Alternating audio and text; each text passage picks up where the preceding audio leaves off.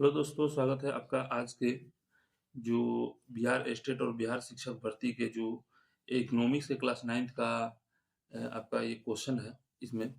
और आप लोग यहाँ पे देखिएगा कि जो भी बिहार शिक्षक भर्ती से टॉपिक वाइज हमको वीडियोस जो है यूट्यूब पे मिल नहीं रहा है। हम भी कुछ सर्च कर रहे थे, नहीं मिल रहा था। उसमें क्या हो रहा है कि महा मैराथन उसमें शामिल करते रहे। तो चैप्टर वाइज जो है हम लोग इसमें देखने वाले हैं। और आज का जो क्लास का जो चैप्टर है वो उपभोक्ता अधिकार है। तो इससे संबंधित सारे एमसीक्यूज, चूंकि बुक रीडिंग करने का उतना टाइम जो है हम लोग उतना टाइम दे नहीं पाते हैं, और उसमें से भी क्वेश्चन सिलेक्ट करना फिर। तो आइए हम लोग देखते हैं इसमें एमसीक्यूज बेस्ड जो है जितने भी क्वेश्चन होंगे उपभोक्ता अधिकार से संबंधित सारे प्रश्न जो है इस वीडियो में हम लोग देखेंगे। यहाँ पे पहला देखिए, पहला प्रश्न है कि उपभोक्ता अधिकार क्या है। तो इसका आंसर है कि अपने अधिकार को प्राप्त करना, ये उपभोक्ता का अधिकार है। उपभोक्ता अधिकार क्या है? अपने अधिकार को प्राप्त करना। अगला देखते हैं हम लोग। एक मेडिकल शॉप ने अपने आप को एक्सपायरी डेट की एक दवा बेची। एक मेडिकल शॉप ने आपको एक्सपायरी डेट की एक दवा बेची जिसके तहत आप उपभोक्ता अदालत में संपर्क कर सकते हैं। तो किस अधिकार के तहत आप उपभोक्ता अदालत में संपर्क कर सकते हैं? तो सुरक्षा के अधिकार के तहत। आपका ऑप्शन ए जो है ये सही आंसर हो जाएगा।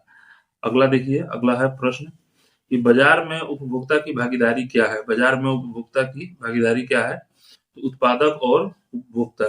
बाजार में उपभोक्ता की भागीदारी क्या है? यानी उपभोक्ता की भागीदारी, यानी कि ये बाजार में कौन कौन भागीदार होते हैं? तो उत्पादक होता है और उपभोक्ता होता है, यानी जो बनाने वाला और जो खरीदने वाला, ये दोनों भागीदार होते हैं। अगला देखिए, अगला प्रश्न है कि संयुक्त राष्ट्र ने उपभोक्ता संरक्षण के लिए दिशा निर्देशों को कब अपनाया था। तो संयुक्त राष्ट्र ने उपभोक्ता संरक्षण के लिए दिशा निर्देशों को अपनाया है 1985 में। 1985 यानी 1985 में। आप यहाँ पे पहली बार संयुक्त राष्ट्र ने उपभोक्ता संरक्षण के लिए दिशा निर्देश को अपनाया था 1985 में। अगला प्रश्न है, बाजार में शोषण किन रूप में होता है। तो बाजार में शोषण होता है उपयुक्त सभी के आधार पे, जैसे अनुचित व्यापार, कम वजन तोलना, शुल्कों का जोड़। पहले क्या होता था कि जब औद्योगिक क्रांति आई और बाजार में वस्तुएं आए, तो खराब वस्तुएं और बहुत अधिक मात्रा में बाजार में आने लगी। इससे भारतीय बाजार की अर्थव्यवस्था में जो क्लास 10th के उपभोक्ता अधिकार चैप्टर 5 में दिया गया है, उसके अनुसार मैं बता रहा हूँ कि जो बाजार में वस्तुएं आए उसमें खराब वस्तुएं बहुत आने लगी। तो नागरिकों ने यहाँ के आंदोलन कर लिया, आंदोलन करने लगे 1960 के दशकों में। और यही बात जो है विश्व पटल पर भी देखा गया, जिसके चलते ये उपभोक्ता अधिकार कानून जो है संयुक्त राष्ट्र ने लागू किया 1985 में। आइए देखते हैं अगला प्रश्न कि बाजार में शोषण किन रूप में होता है। तो ये अनुचित व्यापार, कम वजन तोलना, शुल्कों का जोड़, ये सभी आपका ऑप्शन जो है सही हो जाएगा। हालांकि इसको पहले भी पढ़ चुके थे। अगला प्रश्न देखिए, जिला स्तर की अदालतों में कितनी राशि तक के मुकदमों की सुनवाई होती है। तो जो जिला स्तर पर मुकदमे की सुनवाई होती है ये 20 लाख रुपए की राशि तक होती है। 20 लाख रुपए की अगर आपको कोई ठगी करता है तो आप 20 लाख रुपए तक की मुकदमे जो है ये जिला स्तर पे करा सकते हैं। अगला जो है, उपभोक्ता आंदोलन सामाजिक बल के रूप में किस प्रकार सहायक है। तो हितों की रक्षा के लिए सहायक है। थोड़ा सा सब्र करके देखिएगा, उतना स्टाइल तो है नहीं कि मतलब हम जैसे यूट्यूब पे लोग बोलते हैं उतना बोल पाए। तो थोड़ा सा सब्र करके देखिएगा, आपको सारे इंपॉर्टेंट क्वेश्चन जो है इस चैप्टर के आपको यहीं से मिल जाएंगे, इधर उधर भटकने की आवश्यकता नहीं होगी। हाँ, फिर से देख लीजिए, उपभोक्ता आंदोलन सामाजिक बल के रूप में किस प्रकार सहायक हुआ। तो हितों की रक्षा करने के लिए सहायक हुआ, यानी जो हमको लाभ पहुंचा सके इस रूप में। अगला प्रश्न है, उपभोक्ता संरक्षण अधिनियम, जिसको कोपरा भी बोला जाता है, भारत सरकार द्वारा अधिनियमित किया गया। तो कोपरा जो है भारत सरकार द्वारा कब अधिनियमित किया गया है। तो 1986 में अधिनियमित किया गया है कोपरा। भारत सरकार द्वारा 1986 में अधिनियमित किया गया है। संयुक्त राष्ट्र के द्वारा जब उपभोक्ता संरक्षण लागू किया गया उसके बाद जो है कोपरा लागू किया गया है भारत में। उपभोक्ता आंदोलन का उदय कब हुआ था। उपभोक्ता आंदोलन जो है शुरू हुआ था 1960 के दशक में। ये आपका ऑप्शन ए जो है सही हो जाएगा, उपभोक्ता आंदोलन 1960 में। अगला प्रश्न है कि किस दिन हम राष्ट्रीय उपभोक्ता दिवस मनाते हैं। तो 24 दिसंबर को राष्ट्रीय उपभोक्ता दिवस मनाते हैं हम लोग। 24 दिसंबर को याद रखिएगा, इंपॉर्टेंट क्वेश्चन है, आ सकता है। अगला प्रश्न है कि जागरूक उपभोक्ता बनने के लिए किन दो बातों की आवश्यकता है। तो जागरूक उपभोक्ता बनने के लिए हमें आवश्यकता है सक्षम होने की, निपुणता की और ज्ञान संचेत की, यानी कि आपका ऑप्शन डी जो है सही हो जाएगा कि ये सभी युक्त सभी जो बातें हैं ये जागरूक उपभोक्ता बनने के लिए आवश्यक है। अगला प्रश्न है कि हॉलमार्क इनमें से किन पर चिन्हित होता है। इसमें दो तीन आते हैं कि आईएसआई मार्क, हॉलमार्क या आईएसओ मार्क, ये जो है किन पर चिन्हित होता है। तो ये सारे प्रश्न जो है आपको इस वीडियो में मिलेंगे। हॉलमार्क इनमें से किन पर चिन्हित होता है, तो सोने की आभूषण पर। तो ये देखिए सोने के आभूषण जो है, अगर ये जेवर नहीं दिया रहता ना तो सोने की आभूषण हो जाता, लेकिन जेवर दिया है इसलिए इसका सही आंसर जो है जेवर हो जाएगा। हालांकि अगर जेवर नहीं दिया रहता तो सोने का आभूषण जो है आपका इसमें से सही आंसर होता है। आईएसआई मार्क यदि हॉलमार्क जो है ये जेवर पे चिन्हित किया जाता है। अगला प्रश्न है कि देखिए आईएसआई मार्क और एक मार्क से क्या अभिप्राय है। तो ये दोनों जो है ना, ये शब्द चिन्ह है और प्रमाणिक चिन्ह है। ये दोनों शब्द चिन्ह है और प्रमाणिक चिन्ह है, आईएसआई और एक मार्क, शब्द चिन्ह और प्रमाणिक चिन्ह। अगला प्रश्न है कि आईएसआई शब्द चिन्ह देखा जा सकता है। आईएसआई शब्द चिन्ह जो है वो किस पर देखा जाता है, तो बिजली के समानों पर आईएसआई शब्द चिन्ह देखा जाता है। बिजली के समान पर, याद रखिएगा, हॉलमार्क जो है जेवर पे देखा जाता है, आईएसआई शब्द चिन्ह जो है बिजली के समान पर देखा जाता है। अगला प्रश्न है उपभोक्ता दिवस, फिर से वही क्वेश्चन आ गया, उपभोक्ता दिवस कब मनाया जाता है, तो 24 दिसंबर को उपभोक्ता दिवस मनाया जाता है, 24 दिसंबर को। अगला प्रश्न है कि निम्न में से कौन नियमों और विनियमों के माध्यम से बाजार में संरक्षित है। तो ये उपभोक्ता जो है नियमों और विनियमों यानी आदान प्रदान के माध्यम से बाजार में संरक्षित है। अगला प्रश्न है उपभोक्ता निवारण प्रक्रिया से क्या अभिप्राय है। तो उपभोक्ता निवारण प्रक्रिया से जटिल एवं ये उपभोक्ता निवारण प्रक्रिया से अभिप्राय है जटिल एवं खर्चीली।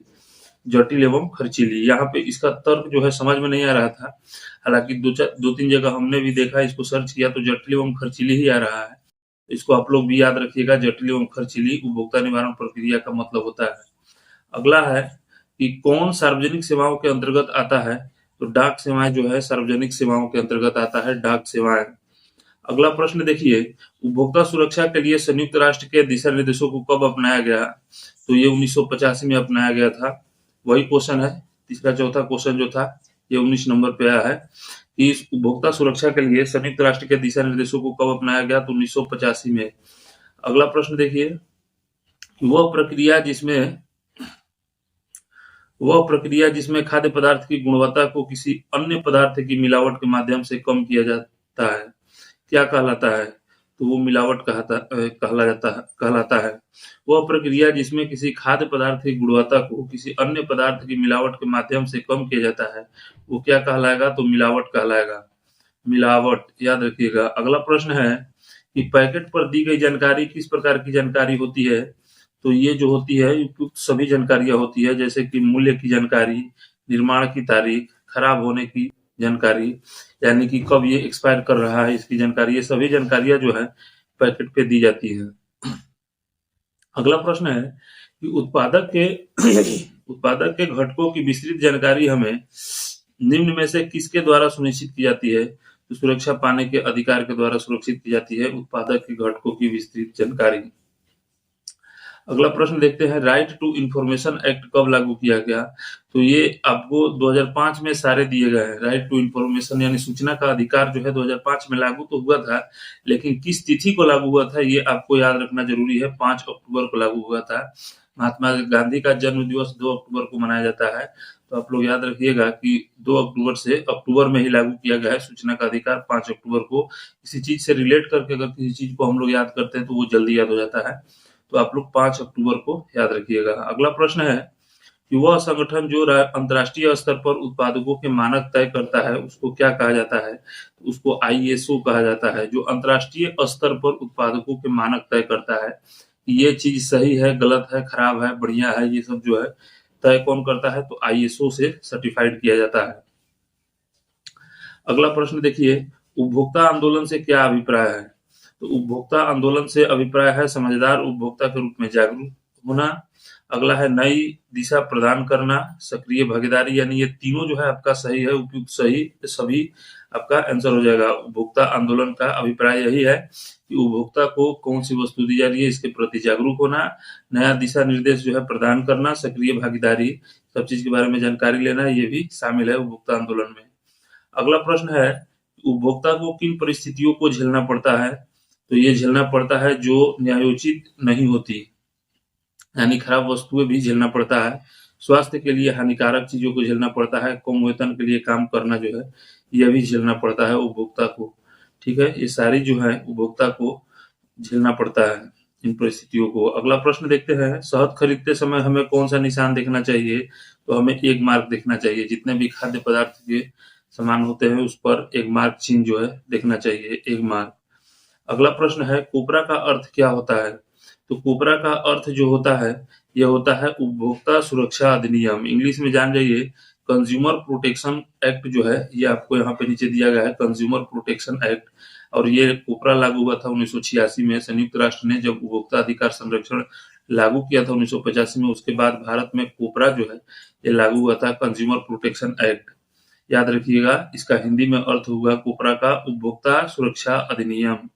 अगला प्रश्न है, उपभोक्ता विवाद निवारण समिति में कितने मुआवजे का दावा किया जा सकता है? अब उपभोक्ता निवारण समिति में कितने मुआवजे का दावा किया जा सकता है? तो 50,000 रुपए मुआवजे का दावा किया जा सकता है। अगर कोई खराब चीज देता है तो आप मैक्सिमम 50,000 रुपए मुआवजे का दावा कर सकते हैं। अगला प्रश्न है कि खुद को बचाने के लिए उपभोक्ताओं को क्या चाहिए? तो खुद को बचाने के लिए उपभोक्ता को जागरूक होना चाहिए खुद को बचाने के लिए कि कैसा माल जो है, हम जो सामान खरीद रहे हैं वो सही है गलत है, इसकी जानकारी जो है हमें होनी चाहिए कि कौन सा किस आधार पे ये सही है किस आधार पे गलत है, इसकी जानकारी होनी चाहिए। और पैकेट पे उसका लेवल रहता है कि ये कब तक चलेगा, कब निर्माण हुआ है, कब खत्म होगा, तो ये भी दिया रहता है पैकेट पे। जो भी आप कोई भी सामान लीजिएगा उस बैग पे चिन्हित रहता है। उपभोक्ता किस नाम से जाना जाता है? तो उपभोक्ता जो है स्वयंसेवी संगठन के नाम से जाना जाता है। उपभोक्ता किस नाम से जाना जाता है? स्वयंसेवी संगठन के नाम से। एक उत्पाद पर एमआरपी का क्या अर्थ है? एमआरपी, इसका मतलब होता है, एमआरपी का full form maximum retail price. MRP का फुल फॉर्म होता है मैक्सिमम रिटेल प्राइस। तो ये अधिकतम खुदरा मूल्य, ये जो है इसका सही आंसर हो जाएगा। एमआरपी का अर्थ होता है हिंदी में मैक्सिमम रिटेल प्राइस का अधिकतम खुदरा मूल्य। ठीक है, अगला प्रश्न देखिए। अगला है, स्वयंसेवी संगठन से क्या अभिप्राय है? तो जागरूकता पैदा करना। उपभोक्ता जो है को स्वयंसेवी संगठन के नाम से भी जाना जाता है और ये स्वयंसेवी संगठन का मतलब होता है जागरूकता पैदा करना। अगला प्रश्न है कि आरटीआई अधिनियम 2005 के तहत कौन जानकारी प्राप्त कर सकता है? तो ये जानकारी एक नागरिक प्राप्त कर सकता है, कोई भी नागरिक जो है आरटीआई 2005 के तहत जानकारी प्राप्त कर सकता है किसी भी चीज के लिए। और यहाँ पे जान लीजिए आरटीआई जो है किस तिथि को लागू हुआ था? तो 5 अक्टूबर को लागू हुआ था। 5 अक्टूबर 2005 को लागू हुआ था आरटीआई, यानी कि सूचना का अधिकार, राइट टू इंफॉर्मेशन एक्ट। अगला प्रश्न है कि हमारे देश में कितने उपभोक्ता संगठन हैं? तो 700 से अधिक उपभोक्ता संगठन है अभी तक हमारे देश में, 700 से अधिक। अगला प्रश्न देखिए। अगला है, सूचना का अधिकार अधिनियम कब पारित किया गया था? तो अक्टूबर 2005 में पारित किया गया था।